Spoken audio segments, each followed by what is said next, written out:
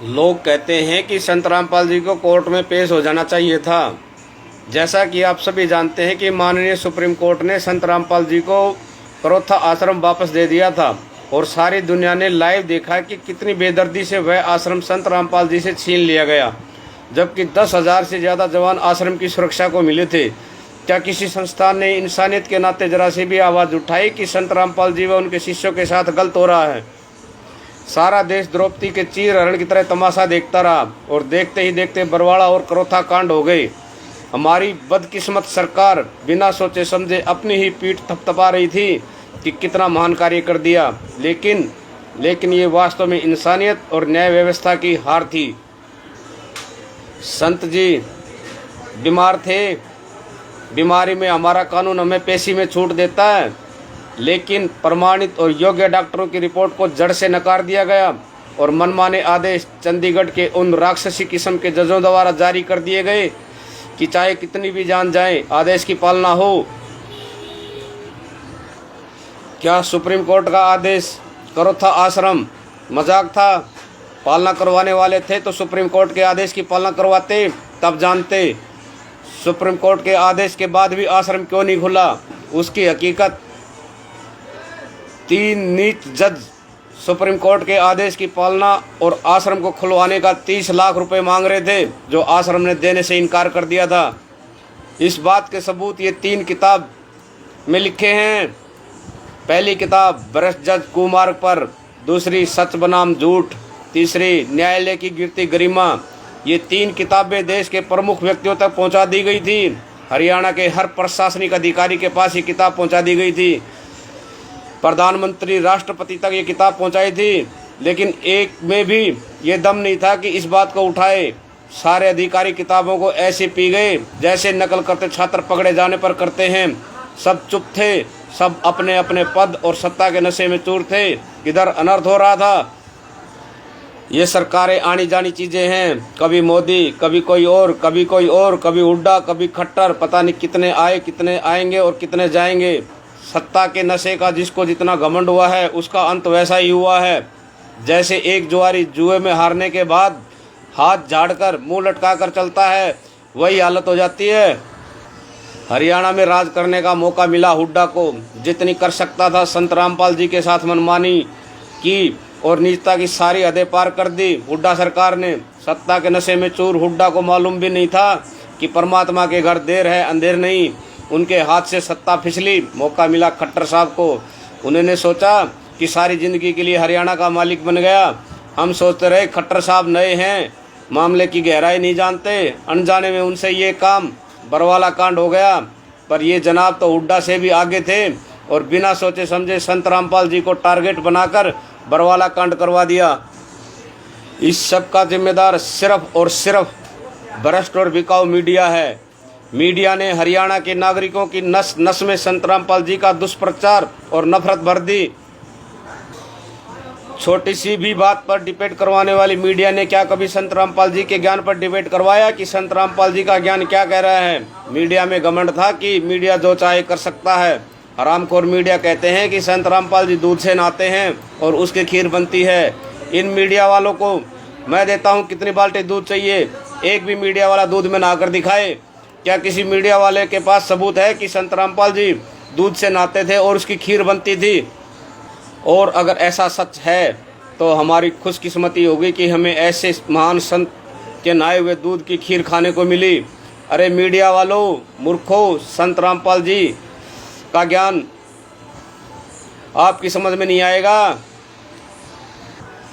संत रामपाल जी ज्ञान की खीर खिलाते हैं और आज तक चैनल वालों से जाकर पूछो, दूध में नहाने के सबूत मांगने पर आज तक चैनल वाले भीगी बिल्ली बन गए थे।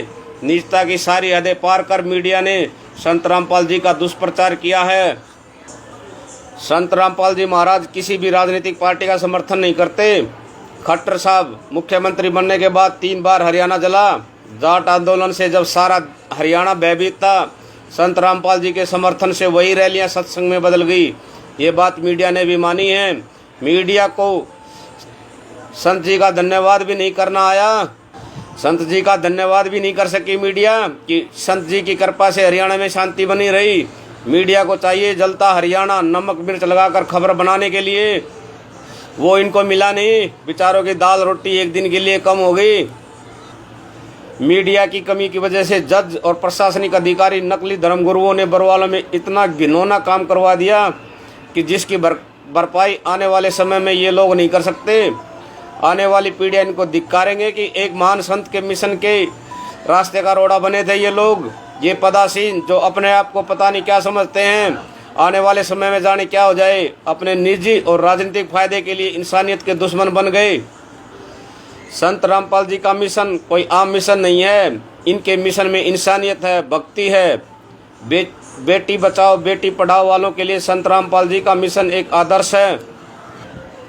दहेज के लिए अपनी ही बेटी को बोध बनाए बैठे समाज को संत रामपाल जी का मिशन एक आईना दिखाता है। क्या किसी मीडिया ने आगे बढ़कर समाज को आईना दिखाया? नहीं, क्योंकि मीडिया को चाहिए अश्लीलता। मीडिया समाज को गंदगी परोसती है। इनके विज्ञापन, इनकी फिल्में, इनके सीरियल अश्लीलता से भरे पड़े हैं। आज समाज पढ़ा लिखा है, लेकिन पढ़ाई लिखाई निजी फायदे को पैसा कमाने के उद्देश्य से रखकर की जाती है। हमारे ग्रंथ हमारे लिए खजाना है। लोगों को इन ग्रंथों को पढ़ने की फुर्सत नहीं है। पहले समाज पढ़ा लिखा नहीं था, आज पढ़ा लिखा समाज है। आज फुर्सत नहीं है। संत रामपाल जी ने इन ग्रंथों को दुनिया के सामने खोल कर रख दिया और नकली धर्मगुरुओं से ये बात सहन नहीं हुई। सबसे पहले धुआं उठा आर्य समाज से। संत रामपाल जी पर इल्ज़ाम लगाया कि महर्षि दयानंद के बारे में गलत टिप्पणी करते हैं। दयानंद सरस्वती ने एक किताब लिख दी है, सत्यार प्रकाश। सब आर्य समाजी उसको गीता जी और वेदों से बढ़कर मानते हैं। इस किताब में क्या लिखा है आपके सामने 2 मिनट में सब बता देता हूँ। इस महान ग्रंथ का ज्ञान। समोल्लास 4 पेज नंबर 74। 24 साल की लड़की 48 साल का लड़का, शादी की सबसे अच्छी उम्र बताई महर्षि दयानंद ने। 87 नंबर पेज पर माँ अपने नवजात बच्चे को 6 दिन से ज़्यादा दूध ना पिलाए, वरना उस माँ की सुंदरता नष्ट हो जाएगी। बच्चा दूध ना पी सके इसके फार्मूले स्तन पर लेप लगाकर अलग अलग तरीके से महर्षि दयानंद ने बताए हैं कि बच्चा दूध ना पी सके। पेज नंबर 104 पर किसी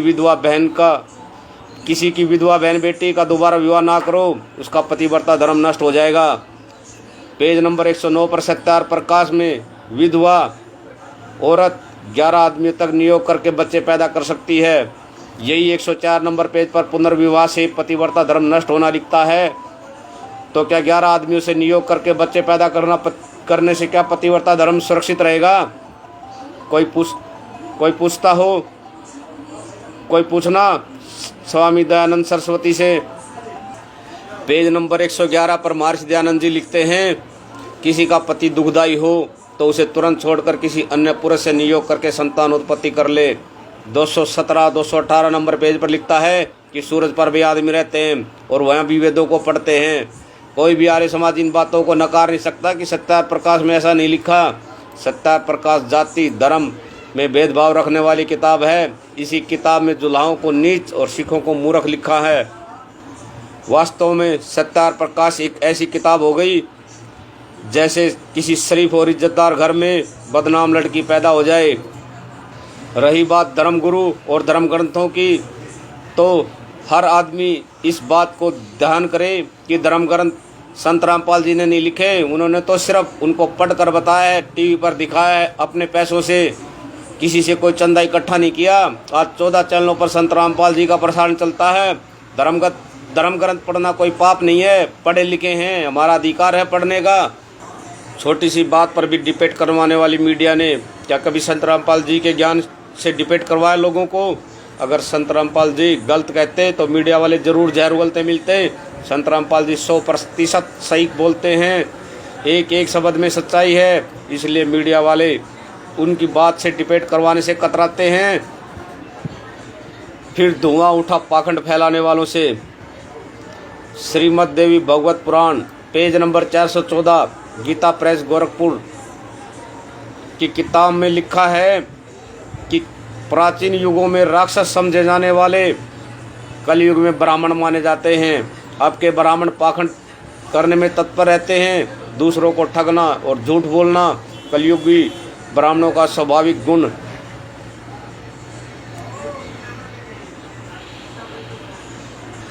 कलयुग के ब्राह्मण पाखंड करने में तत्पर रहते हैं, दूसरों को ठगना, झूठ बोलना कलयुगी ब्राह्मणों का स्वाभाविक गुण बन गया है। कोई ब्राह्मण बोलकर बता दे कि श्रीमद् भगवत पुराण पेज नंबर 414 पर ऐसा नहीं लिखा, उसके बाद संत जी को दोष देना।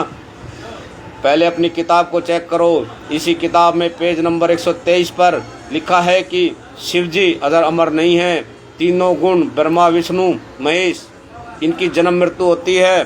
संत रामपाल जी ने तुम्हारे ही ग्रंथ तुम्हारे को और लोगों को दिखा दिए, तुम जल गए और अब कोयला बनने का समय आया तो इतने बड़े बड़े कांड करवा दिए।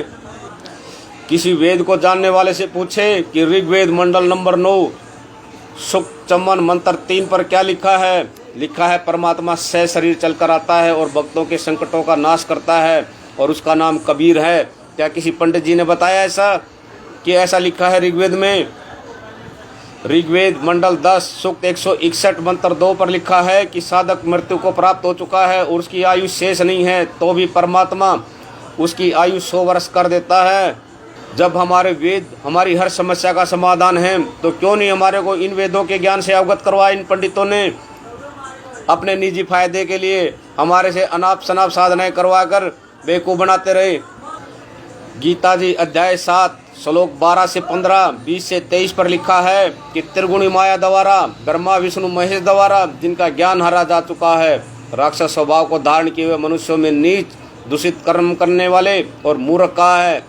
तीन बार लताड़ा है गीता जी ने कि इन साधनाओं को करना व्यर्थ है, लेकिन हमसे पूजा इन्हीं की करवाई जा रही है। आज समाज जाग चुका है, कब तक छुपाओगे इन बातों को? अब छुपने वाली नहीं है ये बातें।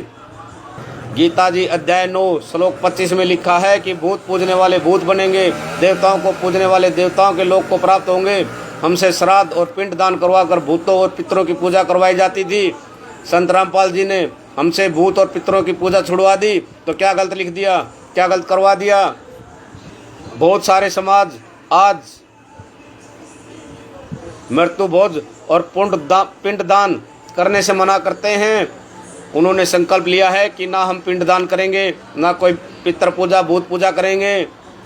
गीता जी अध्याय 11 श्लोक 32 में एकदम साफ लिखा है कि मैं बड़ा हुआ काल हूँ, इन लोगों का नाश करने आया हूँ। कोई गीता के ज्ञान को जानने वाला इस बात से इनकार नहीं कर सकता कि गीता जी में ऐसा नहीं लिखा। गीता जी अध्याय 18 श्लोक 62 में लिखा है कि पूर्ण मुक्ति चाहिए तो पूर्ण संत की शरण में जाओ। आज के समय में वो पूर्ण संत रामपाल जी महाराज के अलावा कोई और नहीं है। ऊंचे पदों पर आसीन, ऊंचे महल कोठियां बनाकर रहने वाले, बताइए आप उन महलों में कितने दिन रहेंगे?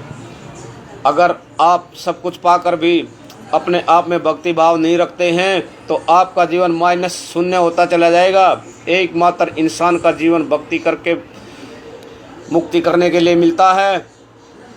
जिनको मनुष्य जीवन मिला है उनसे हाथ जोड़कर प्रार्थना है, उनसे हाथ जोड़कर विनती है कि संत रामपाल जी के ज्ञान को समझो और अपने मनुष्य जीवन कितना अनमोल है इसकी कीमत समझो। 84 लाख योनियां भुगतने के बाद मिलता है मनुष्य शरीर, और इससे भक्ति नहीं बनी तो यह शरीर, यह मनुष्य जीवन किसी काम का नहीं है। अपने मनुष्य जीवन को बर्बाद होने से बचाइए और संत रामपाल जी महाराज के ज्ञान को समझिए।